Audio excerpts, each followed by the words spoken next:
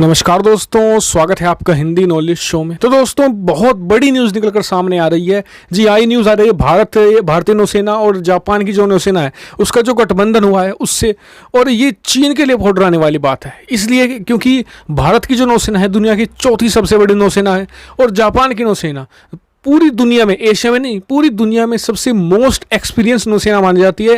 300-400 साल का इनका ट्रेडिशन है नौसेना का।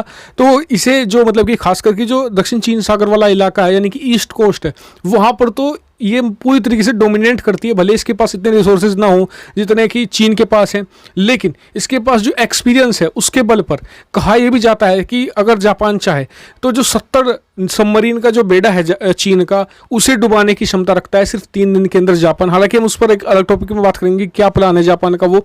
तो दोस्तों, ये खबर बहुत ही, एक तो भारतीयों के लिए बहुत ही संतुष्टि वाली खबर है कि भारत की जो तैयारियां हैं वो एकदम नेक्स्ट लेवल पर चल रही है। कैसे, मैं आपको बताता हूँ।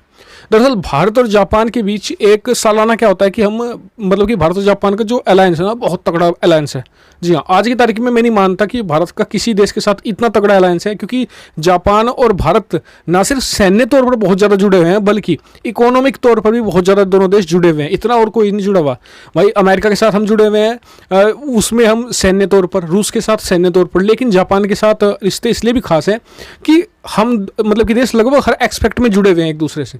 तो जापान और भारत हर साल एक नेवल एक्सरसाइज करते हैं, लेकिन इस बार ये कैंसिल हो गई थी क्योंकि आप सभी जानते हैं कोरोना वायरस की वजह से। तो दोनों देशों के जो कमांडर्स थे, मिलिट्री कमांडर और जो लीडर्स थे, वो आपस में बैठे, उन्होंने कहा जी कोई बात नहीं, इसे हम या तो इस साल के अंत में कर लेंगे या फिर अगले साल एक्सटेंड कर लेंगे, अगले साल इससे भी बड़ी कर लेंगे, जिससे कि इस साल की मतलब की जो पूर्ति है वो भी हो जाएगी।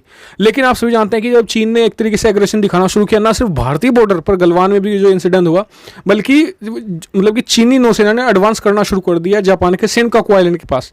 तो ऐसे में दोनों देशों ने कोरोना वायरस के खतरे के बावजूद एक बड़ी मिलिट्री नौसेना की जो मिलिट्री एक्सरसाइज थी वो एक तरीके से परफॉर्म की है। उसमें भारतीय की जो नौसेना के शिप थे वो भी शामिल हुए, जापानी नौसेना के शिप भी शामिल हुए, और उसमें एक दूसरे के साथ कोऑर्डिनेशन बिठाया गया कि अगर चीन के साथ मान लीजिए एक जो पोटेंशियल युद्ध होता है, बड़ा या छोटा, उसमें किस तरीके से कोऑर्डिनेट करेंगे दोनों नौसेना, कैसे चीन पर, भारत हिंद महासागर से और जापान दूसरी साइड से जो पैसिफिक सी है वहाँ से कैसे चीन को टारगेट करेगा, इस तरह की चीज़ें बातें हुई होंगी जरूर। तो ये एक बहुत ही बड़ी एक्सरसाइज थी और बहुत ही इंपॉर्टेंट भी थी, क्योंकि भारत और जापान ने इसे कोरोना वायरस, क्योंकि इससे क्या हो सकता था कि जो सेलर्स हैं हमारे, जो या फिर जो नौसैनिक हैं, उन्हें नुकसान हो सकता था कोरोना वायरस की वजह से। लेकिन ये बहुत ही ज़रूरी चीज़ थी। आप सभी जानते हैं चीन लगातार एडवांस कर रहा है, तो उसे एक तरीके से कंटेन करने के लिए, और इससे चीन को बहुत बड़ा झटका लगा है। चीन इस नेवल एक्सरसाइज को बहुत बड़े खतरे के तौर पर भी देख रहा है। कारण उसके क्या, मैं आपको बताता हूँ। सबसे पहले तो भारत और जापान ने जो एक्सरसाइज की होगी, यानी अभ्यास किया होगा युद्ध का, ये मेनली चीन को टारगेट करके रखा होगा कि उसे कैसे टारगेट कर सकते हैं। मतलब कि जापान ने एक्सपीरियंस दिया होगा भारत को कि कैसे, क्योंकि जापान और चीन की जो वाटर लाइन है वो मिलती है, और जापान को पता है कि चीनी नौसेना कैसे बिहेव करती है, जिससे कि भारत को बहुत बेनिफिट हुआ होगा। दूसरी बात तो ये है कि दोनों देशों के बीच जो विश्वास है जापान और भारत के बीच में बहुत ज़्यादा बढ़ा होगा। यानी कि अगर आने वाले समय में भारत के कुछ कॉन्फ्लिक्ट होता है तो जापान मदद करेगा, जापान कहीं फंसता है तो भारत मदद करेगा।